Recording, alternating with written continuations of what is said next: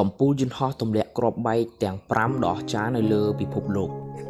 នៅថ្ងៃនេះខាងយើងខ្ញុំសូមអន្តងអារម្មណ៍របស់លោកអ្នកមកតាមដានរឿងសុភាវត្តប្រឡាយលោកដ៏ខ្លាំងក្លាគឺកំពូលយន្តហោះទម្លាក់គ្រាប់បែកដ៏អស្ចារ្យនៅលើពិភពលោក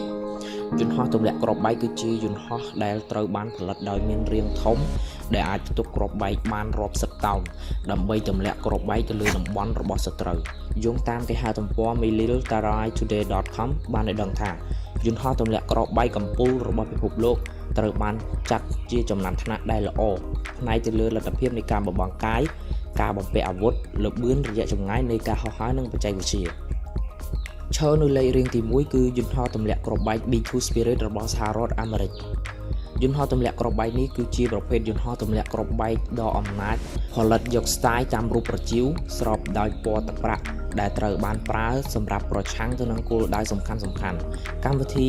អភិវឌ្ឍរបស់វាត្រូវបានរក្សាទុកយ៉ាងសម្ងាត់ប៉ុន្តែប្រទេសមួយដែលពូកែខ្លាំងរឿងចម្លងពីគេបានផលិតយន្តហោះទម្លាក់គ្រាប់បែកបំបង្កាយដូចគ្នាបីបិទទៅនឹងគំរូរបស់អាមេរិកនេះប៉ុន្តែយ៉ាងណាក៏ដោយគុណភាពមិនត្រូវបានទទួលស្គាល់នោះទេ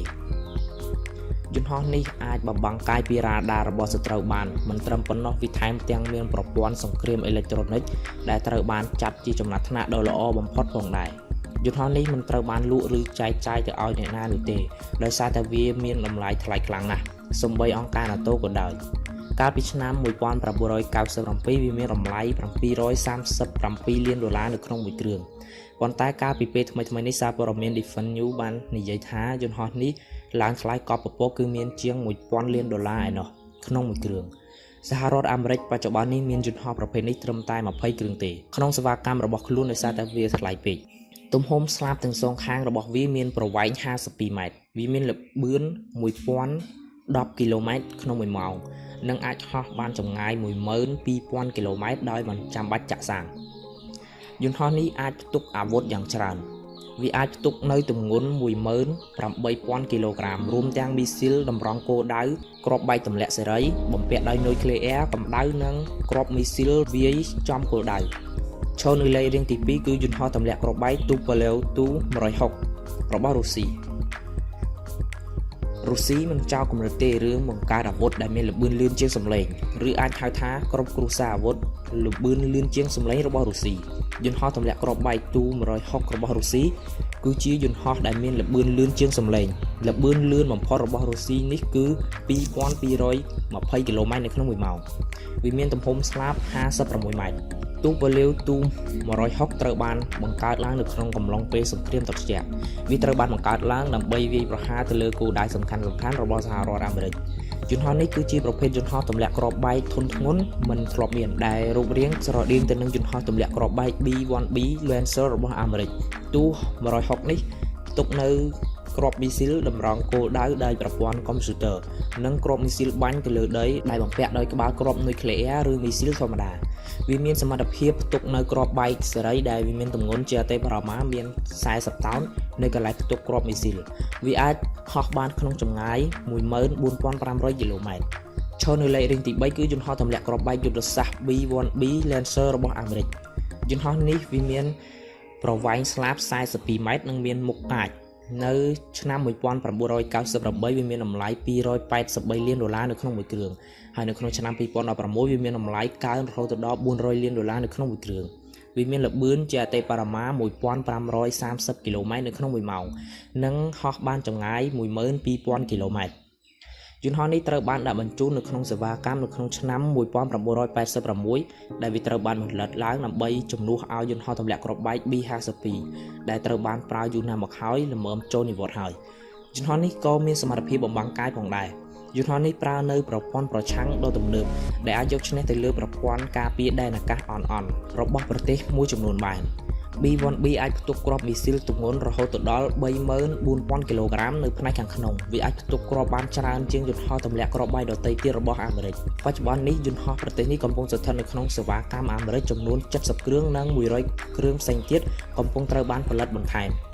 មុននឹងវាត្រូវបានជំនួសដោយយន្តហោះទម្លាក់គ្រាប់បែកស៊េរីថ្មីវានឹងត្រូវប្រើរហូតដល់ឆ្នាំ2030ឯណោះឈរនៅលេខរៀងទី4គឺយន្តហោះទម្លាក់គ្រាប់បែកយុទ្ធសាស្ត្រ B-52H Strato Fortress របស់អាមេរិកមាន ស្លាបប្រវែង56ម៉ែត្រល្បឿន1046ម៉ែត្រក្នុង1ម៉ោងនិងអាចហោះបានចម្ងាយ18050គីឡូម៉ែត្រដោយមិនចាំបាច់ចាក់សាំងយន្តហោះទម្លាក់គ្រាប់បែកយុទ្ធសាស្ត្រ B52 ត្រូវបានរចនាឡើងដើម្បីផ្ទុកអាវុធនុយក្លេអ៊ែរយន្តហោះនេះត្រូវបានដាក់បញ្ចូលទៅក្នុងសេវាកម្មរបស់អាមេរិកតាំងពីឆ្នាំ1955ចំនួនសរុបគឺ744គ្រឿងនៃយន្តហោះនេះត្រូវបានផលិតឡើងនៅគ្រប់កំណែទម្រង់ទាំងអស់យន្តហោះត្រូវបានគេធ្វើទំនើបកម្មដើម្បីឲ្យទាន់សម័យកាលគោលបំណងធំបំផុតគឺការពារគ្រាប់មីស៊ីលវាយចំគោលដៅនិងគ្រាប់នុយក្លេអ៊ែរស៊េរីថ្មីបច្ចុប្បន្ននេះមានយន្តហោះប្រភេទនេះចំនួន85គ្រឿងកំពុងស្ថិតនៅក្នុងសេវាកម្មរបស់សហរដ្ឋអាមេរិកវានឹងបន្តស្ថិតនៅរហូតដល់ឆ្នាំ2044នៅពេលដែលវាលត្រូវបានធ្វើទំនើបកម្មរួចរាល់យន្តហោះនេះអាចផ្ទុកអាវុធបាន 32000 គីឡូក្រាមរួមទាំងគ្រាប់ដែលវាយចំគោលដៅផងដែរក្នុងមួយគ្រឿងយន្តហោះនេះមានតម្លៃ$57លាននៅក្នុងឆ្នាំ2016ឈរនៅលើរៀងទី5គឺយន្តហោះទម្លាក់គ្រាប់បែកទូប៉ូឡេវទូ95មានស្លាបប្រវែង51ម៉ែត្រល្បឿនជាអតិបរមាគឺ925គីឡូម៉ែត្រនិងអាចហោះបាននៅក្នុងចម្ងាយ15000គីឡូម៉ែត្រយន្តហោះទម្លាក់គ្រាប់បែកទូ95ត្រូវបានដាក់បញ្ចូលទៅក្នុងសេវាកម្មនៅក្នុងឆ្នាំ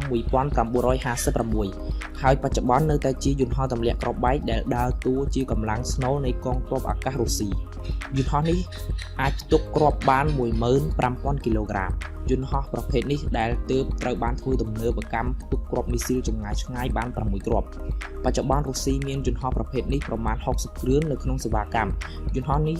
នឹងត្រូវបានគេប្រើរហូតដល់ឆ្នាំ2040ឯណោះយោងតាមគេហទំព័រ theaviationist.com ត្រូវបានគេនិយាយថាមានលុយតែ$5លានក៏អាចទិញយន្តហោះទូ95មួយគ្រឿងបានប៉ុន្តែយ៉ាងណាក៏ដោយក៏មិនមានការបញ្ជាក់ណាពីក្រុមហ៊ុនរុស្ស៊ីថាវាមានតម្លៃប៉ុន្មាននោះដែរ